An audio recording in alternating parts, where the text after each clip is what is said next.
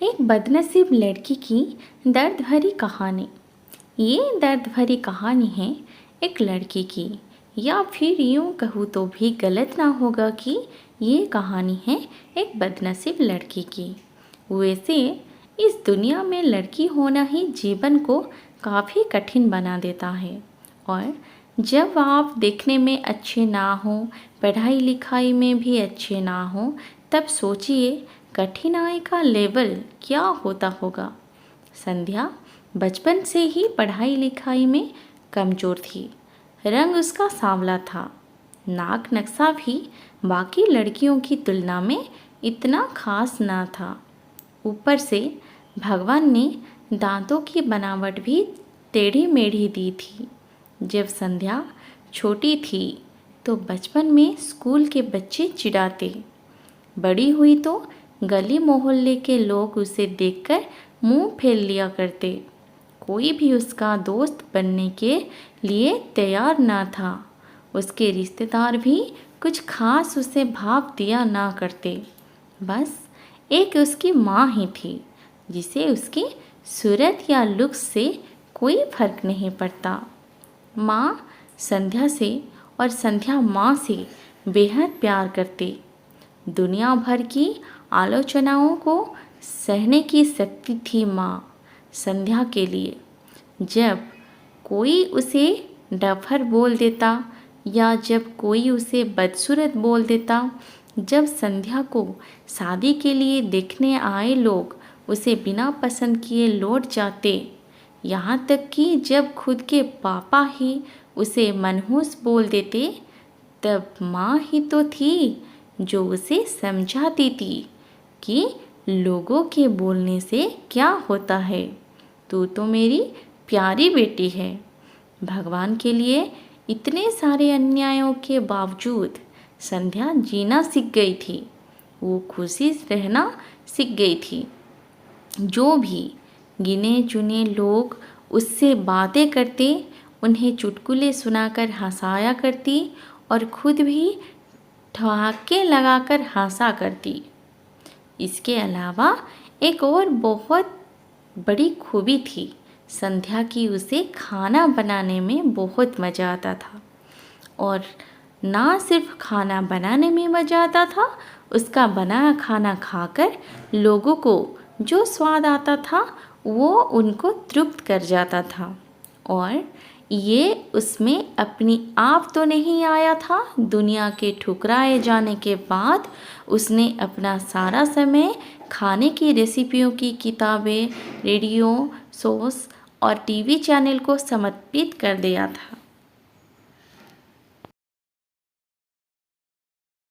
संध्या की तारीफ तो कोई भी नहीं करता, लेकिन उसके हाथों के बने खाने की तारीफ वो हर व्यक्ति करता जो उसे चखता। इस एक गुण की वजह से संध्या अपने आजू बाजू की औरतों में फेमस हो गई थी, क्योंकि जिसे भी खाना पकाना सिखाना हो या कुछ नया पकवान बनाना सीखना हो तो वो संध्या के पास आती और संध्या भी खुशी खुशी उन्हें सब सिखाती। उसके पास आने वाली औरतें अच्छा खाना बनाना सीख जाती, लेकिन लाख कोशिश करके बाद भी संध्या के हाथों का वो जादू जो सबका तृप्त कर जाता, वो कोई ना सीख पाता। संध्या की जिंदगी इन्हीं उतार चढ़ावों के साथ कट रही थी। एक बार फिर से माँ बाप ने जी तोड़ कोशिश कर एक फैमिली को संध्या को देखने के लिए मना लिया था और अगले दिन लड़का संध्या को देखने आने वाला था। संध्या को इस बात की खबर होने पर वो दुखी और गुस्सा हो गई थी कि बिना उससे पूछे पता नहीं क्यों माँ बाप लड़कों को बुला लेते थे और उसका मजाक बना देते थे। माँ ने संध्या को समझाया था कि ऐसा ही होता है, कोई भी बेटी अपने माँ बाप के यहाँ हमेशा नहीं रहती, उसे एक दिन शादी करके जाना ही पड़ता है।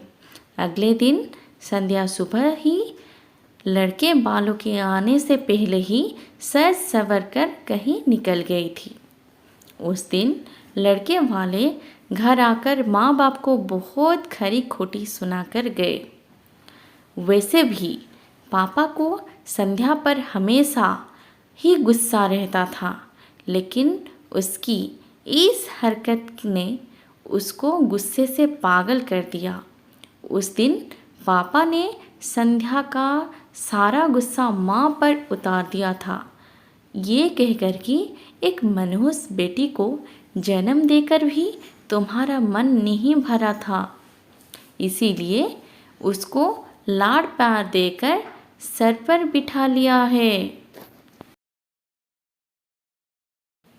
हमेशा अपनी बेटी के बारे में गलत बोलने वालों से नाराज रहने वाली माँ आज खुद संध्या से नाराज हो गई थी और वो अब संध्या के घर वापस आने की बेसब्री से राह देख रही थी ताकि अपना गुस्सा उस पर उतार सके। सूरज ढलने से पहले संध्या घर लौट आई थी। उसके चेहरे पर एक अजीब सी खुशी थी। हाथों में एक चेक था और एक सर्टिफिकेट भी। संध्या माँ से कुछ कहना चाहती थी, लेकिन इससे पहले कि संध्या अपने मुंह से एक भी शब्द कह पाती, माँ ने उसे खरी खोटी सुनाना शुरू कर दिया। गुस्से में माँ बोलते बोलते इतना कुछ बोल गई कि संध्या ने कभी सपने में भी नहीं सोचा था। माँ ने कहा, बाकी सभी लोग सही थे, तुम सच में मनहूस हो। तुम्हारी वजह से हर कोई परेशान है। अच्छा होता जो तुम पैदा होते ही मर जाती, ये दिन ना देखना पड़ता हमें। गुस्से में बड़बड़ाती और सब्जियां काट रही माँ ने एक बार भी संध्या की तरफ नहीं देखा था। संध्या माँ की बातें किसी पत्थर की मूरत की तरह सुन रही थी। पत्थर की ऐसी मूरत जिसके शरीर में तो जान ना हो, लेकिन आँखों से आंसुओं की धारा बह रही हो। संध्या ने माँ से पूछा, माँ, क्या सच में तुम चाहती हो कि मैं मर जाऊँ? क्या इतनी बुरी हूँ मैं? माँ अभी भी गुस्सा सर पर सवार होने की वजह से माँ ने कह दिया, हाँ। बिना एक पल भी सोचे संध्या ने सीधे अपने कमरे में जाकर कमरा अंदर से बंद कर लिया था। 1-2 मिनट बाद गुस्सा थोड़ा शांत होने पर माँ को अपनी गलती का एहसास हुआ तो संध्या के रूम की तरफ गई। इन्हें पता चला कि संध्या ने रूम को अंदर से बंद कर लिया है।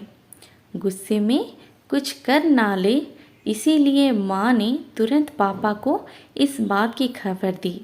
दोनों ने काफ़ी दरवाज़ा खोलने की कोशिश की, लेकिन जब नाकामयाब रहे तो दरवाज़ा को तोड़ दिया। अपनी स्कार्फ से फांसी का फंदा तैयार कर संध्या पंखे से लटक रही थी। ज़्यादा वक्त नहीं हुआ था, वो सिर्फ बेहोश हुई थी। माँ पापा ने तुरंत उसे पंखे से अलग कर दिया और बेड पर लेटाया। पापा ने तुरंत डॉक्टर को फ़ोन किया। तब माँ का ध्यान बेहोश पड़ी संध्या के हाथ में पकड़ी एक चिट्ठी और पास में ही पड़े 5 लाख के चेक और 5 स्टार होटल में सेफ की नौकरी के लिए कन्फर्मेशन लेटर पर पड़ी, जो संध्या अपने साथ लाई थी। माँ और पापा ने वो चिट्ठी खोलकर पढ़ी जो उसने अभी अभी लिखी थी। चिट्ठी कुछ इस प्रकार की थी, मम्मी और पापा, मैं जानती हूँ मेरे जन्म से लेकर आज के दिन तक मैंने ऐसा कुछ भी नहीं किया है जिस पर आप गर्व कर सके, लेकिन मैं आपको बताना चाहती थी कि आज मैं खाना पकाने के नेशनल लेवल कंपटीशन को जीत चुकी हूँ और ये 5 लाख का चेक मुझे प्रथम स्थान पर आने के लिए मिला था। जजेस को मेरा खाना इतना पसंद आया था कि उन्होंने मुझे एक बहुत बड़े होटल में बतौर मास्टर शेफ की नौकरी के लिए कन्फर्मेशन लेटर ही दे दिया था। पूरी दुनिया मेरे खिलाफ है। मुझे इस बात का कभी भी फर्क पड़ा ही नहीं था और ना ही बाबूजी की कड़वी बातें मैंने अपने दिल पर ली थी, क्योंकि मैं जानती थी बाहर से सख्त दिखने मेरे बाबूजी अंदर से तो मुझे प्यार ही करते थे। प्यार ना करते होते तो बिना मांगे मुझे कपड़े, मिठाइयाँ, पटाखे ये सब ना ला कर देते। माँ के प्यार को कोई क्या बयां कर सकता है। मेरी माँ मेरे लिए मेरी सारी दुनिया थी। जब माँ मेरे साथ होती तो मुझे किसी बात की परवाह ना होती थी। मेरी माँ मेरी थी, इसीलिए मुझे किसी और की ज़रूरत ना थी। मेरी माँ मेरे साथ नहीं है तो मेरी दुनिया मेरे साथ नहीं है। इसीलिए मैं आज दुनिया को ही अलविदा कहकर जा रही हूँ।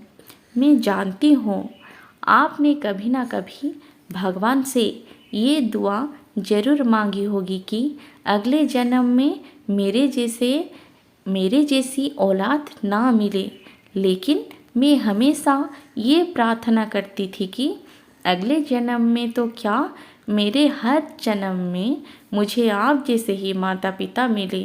और आज ही यही प्रार्थना करके उसी भगवान के पास जा रही हूँ। चिट्ठी पढ़ते पढ़ते माँ और पापा सर से पाँव तक पछतावे में डूब गए थे और बेहोश पड़ी संध्या के सर पर हाथ के फेरते हुए फूट फूट कर रो रहे थे।